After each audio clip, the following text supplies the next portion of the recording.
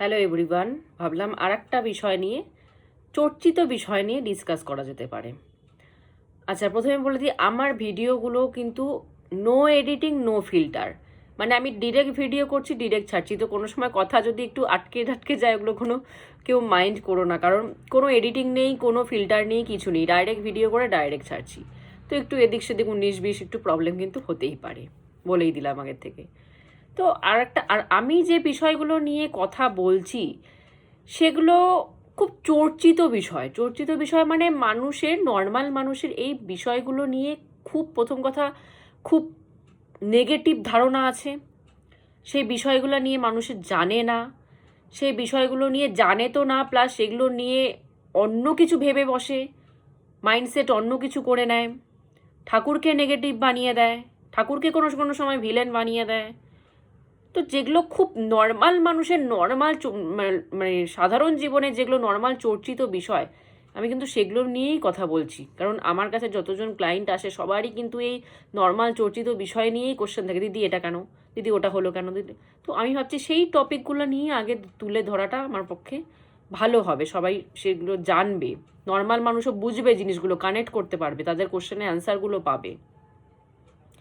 কারণ বড়সড় লেভেলের একটা জ্ঞান দিয়ে দিলাম, নর্মাল মানুষ কিছুই বুঝলো না, বড়সড় লেভেলের একটা কিছু স্পিরিচুয়াল কথা বলে দিলাম, সেটা মাথার উপর দিয়ে গেল। তার থেকে ভালো যে যেগুলো চর্চিত বিষয়, যেগুলো নিয়ে মানুষের প্রবলেম হয়, খুব মানে সাধারণ লাইফে খুব প্রবলেম ফেস করে, সেগুলোর কোশ্চেনে অ্যান্সার খুঁজতে থাকে, অনেকে পায় না সহজে। তো আমি সেগুলো নিয়েই কিন্তু কথা বলছি। তো আজকে এখনকার টপিকটা হচ্ছে #জাস্টিস। জাস্টিস, প্রথম কথা, জাস্টিসের জন্য আমাদের ন্যায়ালয় আছে, কোর্ট আছে, সেখানে জাস্টিস করা হয়। যারা কোর্ট পর্যন্ত যেতে পারে না তাদের কাছে জাস্টিসের একটা জায়গা ঠাকুর। অনেকেই আছে ঘরে বিবাদ লাগছে, তো ঘরের মানুষের জন্য তো আর কেউ কোর্ট পর্যন্ত যাবে না, কিন্তু ঘরের মানুষের বিচার চাওয়ার জন্য ঠাকুরের কাছে ঠিক পৌঁছে যায়। ঠাকুর এ আমার সাথে এ করলো, বিচার দাও। ও আমার সাথে ও করলো, বিচার দাও। তুমি বিচার করো, এ ঠিক না আমি ঠিক, বিচার করো। তো ওইটা একটা একটা ন্যায়ালয় আমাদের ওখানে। প্রতি মুহূর্তে যে কত কেস ফাইল হচ্ছে, কতজন প্রতি ঘরের থেকে যে ঠাকুরের কাছে জাস্টিস চাচ্ছে, কেস ফাইল করছে, তার কোনো সীমা নেই। কোর্টের থেকে তো বেশি আমার মনে হয় ঠাকুরের কাছেই কেস ফাইল বেশি হয়, জাস্টিস বেশি চাওয়া হয়। কারণ কে কোর্টে যায় ঝামেলা করবে, তাও ঘরের মানুষের জন্য? তার থেকে ঠাকুরের কাছেই জাস্টিস চেয়ে নিই, সেই দিয়ে দিবে। ওটা ভালো প্রসেস একদম, টাকা পয়সাও খরচার ব্যাপার নেই, উকিলও লাগবে না, ডাইরেক্ট জাস্টিস চাওয়া হয়। তো জাস্টিস নিয়ে কিছু কথা বলতে চাই। নর্মাল মানুষ এটা বলে যে এ আমার সাথে খুব খারাপ করেছে, সে আমার সাথে খুব খারাপ করেছে, আমার ঘরের লোকই আমার সাথে খুব খারাপ করেছে, তার কি জাস্টিস হবে না? অনেকে দেখি খুব বাজে ব্যবহার করে, খুব নোংরা মানুষ, খুব বাজে মানুষ, তা তারা তো ভালো মতো আছে, তারা উল্টো আমার সাথে খারাপ করে গেছে, তারা উল্টো ভালো আছে, আমি খারাপ আছি। তার মানে সে আমার সাথে খারাপ করে ভালো আছে আর আমি খারাপ আছি? এটা কিভাবে পসিবল? অনেকে তো মানে খুব ভায়োলেন্ট হয়ে যায়, ভায়োলেন্ট হয়ে ঠাকুরের কাছে জাস্টিস চায়। তুমি এর শেষ দেখিয়েই ছাড়ো আমাকে, আমি কিছু করতে পারছি না, তুমি এর শেষ দেখিয়েই ছাড়ো। এর শেষ দেখার জন্যই আমি বেঁচে আছি, এরকম মানুষ আমি শুনেছি, যে এর অন্তিম পরিণতি দেখার জন্যই আমি বেঁচে আছি। এরকম হারে জাস্টিস চাওয়া হয়, মানে ব্রুটালি জাস্টিস যেটাকে বলে, এরকম হারে জাস্টিস চাওয়া হয়। তো আমি ভাবলাম সেটা নিয়ে একটু ডিসকাস করি, জাস্টিসের মানে ম্যাটারটা কি একটু ডিসকাস করা যায়। প্রথম কথা তো, ঠাকুরের কথা অনুযায়ী আমরা আমাদের লাইফে যত কষ্ট পাই সেগুলো সব আমাদের কার্মিক ব্লকেজের জন্য পাই, আমাদের কর্মের জন্য পাই। সেটা আগের জন্মে হোক, তার আগের জন্মে হোক, বা এই জন্মেই হোক, সব আমাদের কর্মের জন্য আমরা ভুক্তভোগী হই। কিন্তু আমাদের নিজেদের কর্মের জন্য তো আমরা নিজেদেরকে শাস্তি দিতে পারি না। তো সেই শাস্তিটা দেওয়া হয় অন্যের মারফত। সেটা বাড়ির লোকও হতে পারে, সেটা পাড়ার লোকও হতে পারে, সেটা পাশের বাড়ির লোকও হতে পারে, সেটা রিলেটিভও হতে পারে, যে কেউই হতে পারে। তো ঠাকুর সে একটা প্রসেস, ঠাকুর বলা যায় বা কর্মক্ষেত্র বলা যায়, একটা প্রসেস তৈরি করেছে যে যাদের কর্ম তারা তো নিজেরা কোনো সময় ভুগবে না, যে আসো আমাকে ভোগাও, তারা তো নিজেরা কখনো ভুগতে যাবে না। তো তাদেরকে কি করে ভোগানো যায়? তাদেরকে কারো থ্রুতে ভোগানো হয়। তো আমার সাথে যদি কেউ খারাপ করে, সেটা আমারই কর্মের ফল, আমার কর্মের ফলেই আমি তাদের থেকে খারাপটা পাচ্ছি। আমার মনে হচ্ছে এই মানুষটা আমার সাথে খারাপ করলো, ওই মানুষটা আমার সাথে খারাপ করলো, কিন্তু ব্যাপার সেটা না, খারাপ আমাদের, খারাপই আমরা তাদের থ্রুতে পাচ্ছি। তো তারা হচ্ছে আমাদের কাছে একটা মুখোশ, সেটা ঘরের লোকই হোক বাইরের লোকই হোক যে কেউই হোক। তো যে আমাদের সাথে খারাপ করবে তারা একটা মুখোশ, সেই মুখোশের আড়ালে কর্ম আমাকে ধাক্কা মারছে, আমার কর্ম আমার ব্লকেজ কাটতেছে তাদের থ্রুতে, তাদের মুখোশের থ্রুতে। তো মানুষ এই জিনিসটা কিছুতেই মানতে পারে না, মানুষ এটা মানতেই পারে না যে অন্য কেউ আমার সাথে খারাপ করে চলে গেল। আর কিন্তু কর্ম সেই জিনিসটাকে অন্যভাবে দেখতেছে। আমাদের থিঙ্কিং আলাদা, কর্মের জাস্টিস করার থিঙ্কিং আলাদা। কর্ম ভাবতেছে যে একে দিয়ে একে এই কর্মটা করানো হবে, একে দিয়ে এর কর্ম কাটানো হবে, একে দিয়ে এর কর্মফলটা ভোগানো হবে, এই মানুষটাকে দিয়েই এত কষ্ট দেওয়া হবে, সে তার নিজের কর্মফলটা ভোগ করবে। তো শুধু মুখোশ, যারা যারা আমাদেরকে কষ্ট দেয় তারা শুধু মুখোশ মাত্র। তারাই, আমি বলবো তারা ওয়ার্ক করছে কর্মের আন্ডারে, তাদেরকে উল্টো কর্ম দেওয়া হয়েছে যে তুমি যাও এই মানুষটাকে কষ্ট দাও, এর কার্মিক ব্লকেজ কাটাও।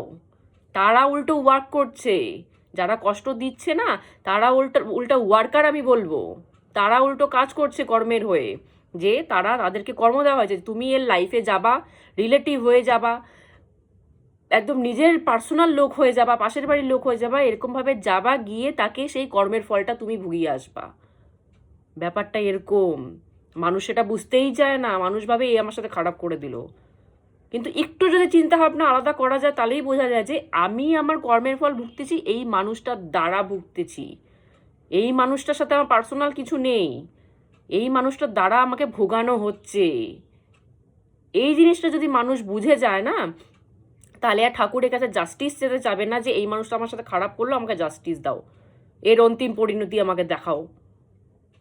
কোনো কোনো মানুষ তো অভিশাপ পর্যন্ত দিয়ে বসে, এর এই অভিশাপ হবে। অভিশাপ কাউকে দিতে হয় না, সেটা রিটার্ন ব্যাক হয় নিজের উপরে, কাউকে দিতে হয় না। আর আমরা আরেকটা জিনিস বলতে চাই, রাগ, রাগ আমরা পুষে রাখি, ধরে রাখি যে এই মানুষটা আমার সাথে এই করেছে, রাগ মানে সারা জীবন একে মাফ করবো না আমি, রাগ ধরে রাখি। এই ধরে রাখার কারণে না আমরা আমাদের নিজেদের ব্লকেজ আরও বাড়াচ্ছি, কার্মিক ব্লকেজ আরও বাড়াচ্ছি, জাস্টিস চেয়ে কার্মিক ব্লকেজ বাড়াচ্ছি, রাগ ধরে রেখে পুষে রেখে অভিশাপ দিয়ে কার্মিক ব্লকেজ আমরা আরও বাড়াচ্ছি নিজেদের, আমরা নিজেদের ক্ষতি নিজেরাই আরও করতেছি, এটারও ফলভোগ করতে হবে।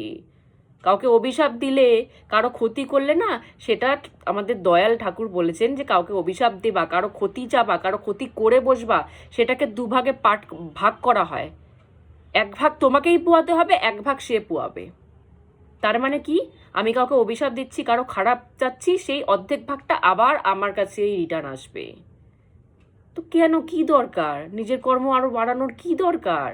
দরকার নেই। যে তোমার সাথে খারাপ করেছে তুমি এটা ভাববা আজকের থেকে তাকে খারাপ করানো হয়েছে আমার ব্লকেজ কাটানোর জন্য, আমার কোনো কর্ম ছিল, সে এসে আমাকে বাজে ব্যবহার করে আমার সেই কর্মটা কাটিয়ে দিল, ব্যাস। এটা ভাবলেই আর তার প্রতি আর জ্বলন, রাগ, অভিশাপ এগুলো কিছুই আসবে না, যদি কর্মের সিস্টেম আমরা বুঝে যাই। আমরা কর্মের সিস্টেমই বুঝি না, এই জন্য আমাদের এত প্রবলেম। আমরা একটা কর্ম করতে গিয়ে, একটা কর্ম কাটাতে গিয়ে আবার উল্টো আর একটা কর্মর ফল ভুক্তভোগী হই। একটা ভালো কিছু করতে মানে না বোঝার কারণে আর একটা খারাপ জিনিস আমরা নিজেদের উপর চাপিয়ে বসে থাকি, অভিশাপ দিয়ে বসে থাকি, গালাগালি দিয়ে দিই। গালাগালি দেওয়াটাও কিন্তু একটা নেগেটিভ কর্মের মধ্যে ধরা হয়। গালাগালি দিয়ে বসে থাকি, রাগ ধরে পুষে বসে আছি, সেগুলো নিজেদেরকেই এসে ব্যাক করতেছে। 50% নিজেদেরকেই ব্যাক করতেছে, আর 50% যাকে দিচ্ছ তার কাছে 50% যাচ্ছে, আর 50% নিজের কাছে আবার রিটার্ন আসতেছে। কর্ম কিন্তু সবসময় রিটার্ন আসে, কিন্তু তুমি সেটা কারোকে বাজে একটা গালি দিয়ে দাও, সেটাও কিন্তু, সেটার কর্ম কিন্তু 50% রিটার্ন চলে আসবে। সুতরাং এগুলো যতক্ষণ মানুষ ধরে থাকে জিনিসগুলোকে, রাগ, জ্বলন এগুলো ধরে থাকে না, ততক্ষণ নিজেরাই কষ্ট পায়। অন্যদিকে মানুষটা হয়তো কোনো যাই আসে না, সে খারাপ ব্যবহার করে চলে গেল, তার কোনো যাই আসে না, তুমি তাকে অভিশাপ দিচ্ছ, গালাগালি দিচ্ছ, জাস্টিস চাচ্ছ ঠাকুরের কাছে, তার কোনো যাই আসে না। তুমি মরে যাচ্ছ রাগ ধরে, নিজে আমরা মরে যাচ্ছি নিজেদের রাগ ধরে, অভিশাপ ধরে, নিজেদের জ্বলন ধরে আমরা নিজেরা মরে যাচ্ছি। সে হয়তো বিন্দাস আছে, তার কোনো যাই আসে না। তো কেন নিজের রাগ ধরে নিজে কেন ভুগবো? তার থেকে ভালো সেগুলোকে ক্লিনজিং করে দিই। যখন যেটা হবে সেটা মেনে নিই যে এটা আমার কর্ম ছিল, আমি ভুগে নিয়েছি, ব্যাস শেষ। তার সাথে আমার আর কোনো সম্পর্ক নেই, তাকে রাস্তার থেকে সরিয়ে দাও, হয় লাইফ থেকে সরিয়ে দাও, না হলে ক্ষমা করে দাও। ক্ষমাই পরম ধর্ম। রামকৃষ্ণ পরমহংসদেব বলেছেন ক্ষমাই পরম ধর্ম। হয় ক্ষমা করে দাও, আর ক্ষমা করতে না পারলে তাকে সাইড করে দাও, লাইফ থেকে একটু সাইড করে দাও, ব্যাস। রাগ ধরে রাখার দরকার নেই তো, পুষে রাখার দরকার নেই, জাস্টিস চাওয়ার দরকার নেই তো, কিচ্ছু করার দরকার নেই। ঠাকুর বলেছে, আমাদের ঠাকুর বলেছে, তুমি যদি খুব ভাগ্যশালী হও তাহলেই তোমার সাথে যে খারাপ করেছে তার অন্তিম পরিণতি তুমি দেখে যেতে পারবে, যদি ভাগ্যশালী হও। আর যদি ভাগ্যশালী না হও তাহলে দেখবে না অন্তিম পরিণতি। অন্তিম পরিণতি তোমাকে দেখতেই হবে, কোথায় লেখা আছে? কত মানুষ তো কতজনের সাথে খারাপ কিছু করছে, তার লাস্ট পরিণতি কি সবাই দেখতে পায়? পায় না তো। তাহলে যাবো কেন লাস্ট পরিণতি দেখতে? দরকার নেই। খুব ভাগ্যশালী হলে নিজে নর্মালি দেখতে পারবো, সেটা চাওয়ার দরকার নেই, জাস্টিস চাওয়ার দরকার নেই। যদি ভাগ্য খুব ভালো থাকে সেটা নিজে চোখেই দেখতে পারবো, সেটা চাই আর না চাই সেটা দেখতে পারবোই। আর যদি ভাগ্য খারাপ থাকে তাহলে দেখতে পারবো না। রাগ ধরে রাখা মানে হচ্ছে আমরা নিজেরাই নিজেদের জ্বলাচ্ছি। তো এইসব কিছু বুঝতে লাগে। প্রথম কথা, কর্মের প্রচুর ফ্যাক্ট আছে যেটা মানুষ জানেই না, বোঝেই না, শুধু শুধু চিৎকার করে ঠাকুরের উপর চিৎকার করে, পারলে ঠাকুরকে গালাগালি দিয়ে বসে থাকে। এগুলো কর্মের ফ্যাক্ট, এগুলো এক একটা কর্মের ফ্যাক্ট, এগুলো এইভাবে কর্ম ওয়ার্ক করে মানুষের সাথে, এগুলো বুঝতে হয়। একটা জানি কি বলবো, ভুলে গেলাম। তাহলে আজকে এখানেই স্টপ করছি। রাগ ধরে বসে থেকো না, কাউকে অভিশাপ দিও না, কাউকে গালাগালি করো না, সেগুলো সব রিটার্ন আসবে, নিজেদেরকেই পোয়াতে হবে। তার থেকে বেটার ছেড়ে দাও, ক্লিনজিং, ছেড়ে দাও। ছেড়ে দেওয়ার সব থেকে বড় ভালো পদ্ধতি কি? নাম জপ। যত নাম জপ করবে ভিতর থেকে রাগ মুছে যাবে, অভিশাপ দেওয়ার প্রবণতা চলে যাবে, গালাগালি দেওয়ার প্রবণতা চলে যাবে, জাস্টিস চাওয়ার প্রবণতা চলে যাবে, সব চলে যাবে, সব জ্বলে যাবে। সব যত ভিতরে এগুলাকে নেগেটিভিটি বলে, যত ভিতরে নেগেটিভিটি আছে এগুলার সব ঠাকুরের নাম জপে সব জ্বলে যাবে। যত নাম জপ করবা রাগ আসবে না, ভয় আসবে না, জাস্টিস যেতে হবে না, কিছু আসবে না, এগুলো মনে সব ক্লিনজিং হবে। যখনকার তো তখনই ক্লিনজিং হয়ে যাবে। এর জন্য বলি নাম জপ করো। নাম জপ করলে তার যে কত গুণ, একটা মানুষকে কতটা চেঞ্জেস করে দিতে পারে। যারা নাম জপ করে রেগুলারলি তারাই জানে যে কোন লেভেলে চেঞ্জেস হয়ে যায় মানুষের মেন্টালিটি, কোন লেভেলে যা চেঞ্জেস হয়ে যায়।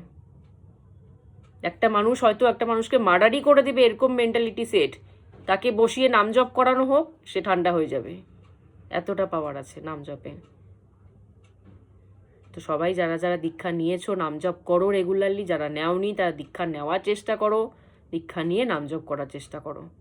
জাস্টিস চাওয়ার দরকার নেই, যেটা হওয়ার সেটা কর্ম হবেই, করণীয় যেটা হবেই। তুমি জাস্টিস চাও না চাও দরকার নেই জাস্টিস চাওয়ার, ছেড়ে দাও। তার থেকে বেটার যার জাস্টিস দেওয়ার উপরে বসে আছে সে ঠিক দিয়ে দিবে, তার যখন ইচ্ছা হবে তাকে ঠিক দিয়ে দিবে।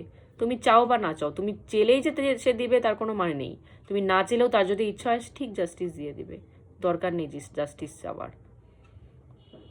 তাহলে আজকের মতো এখানেই স্টপ করলাম। জয় গুরু।